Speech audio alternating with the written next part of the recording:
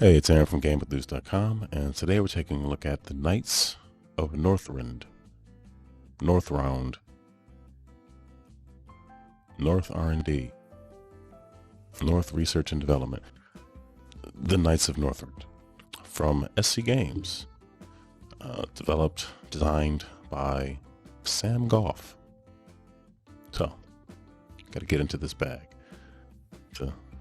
The top of it isn't very taut, so it should be fairly simple to get into the bag. So the Knights of NorthRnd is a rock, paper, scissors inspired card game. These are the cards, and this is what beats what. Plays up to 4 players, so there's 4 of these, and these two come in handy. So this shows what beats what.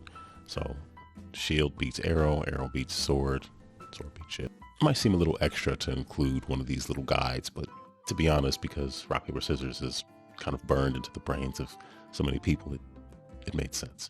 I'm not sure how many cards there are, but I think you'll believe me when I tell you that there's a lot. It also comes with what I'm assuming to be at least 200 of these, because each player gets 50.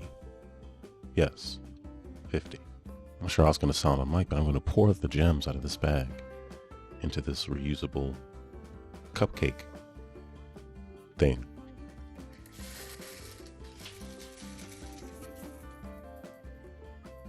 That was satisfying. However, one escaped. You have several types of cards. You have the sword, arrow, shield cards, and you have scroll cards. The number in the upper left corner indicates the strength of the attack. So I think it ranges from 1 or 2 to 7.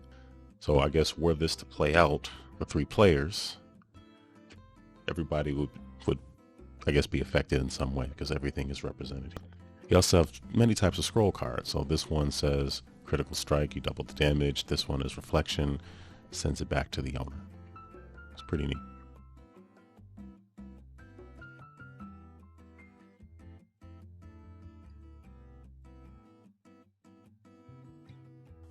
So here's a quick 3-player setup. Player 1, 2, and 3. I gave everyone 7 gems out of 50. It just seemed to make sense. I think it'll still illustrate what I'm doing here. So I'm going to randomly just choose a card from each player. So player 1 has a arrow with a power of 2. Okay. Player 2 has a very common sword with a power of 1. It's not that powerful.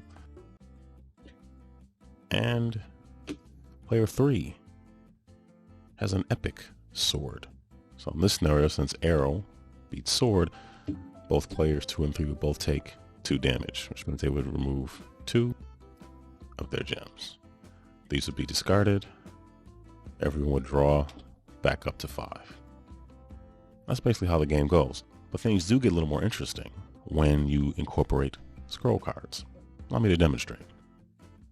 One thing I failed to mention is that much like rock, paper, scissors, you reveal what you're doing at the exact same time. Everybody reveals in tandem, so there's no way you can respond to what someone does because you're all finding out what everybody has at the exact same time. So let's say player 1 played an epic arrow, but then also played a strength potion, which adds 3 damage.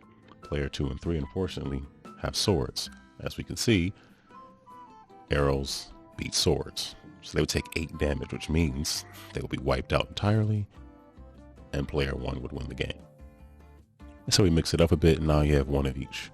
So you have to resolve everything. So sword's gonna hit shield, which shield's reflecting the damage from the sword. So the sword is gonna hit the shield for 5. The shield reflects it. Player 3 will be pretty much wiped out even before the arrow could hit the sword. So they're gone, and the shield is gonna hit the arrow for 5 damage. So they wouldn't be gone, but they'd be greatly impacted by the day's events, to put it mildly. You may be wondering what happens if the same element comes out 3 times. The player with the highest damage count would beat the other ones.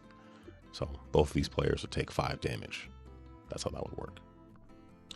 That's basically how the game works. It's fairly quick. I think it's fun. While sword, shield, arrow doesn't quite roll off the tongue the same way, a quick glance and you'll know what to do. So that is the Knights of NorthRnd.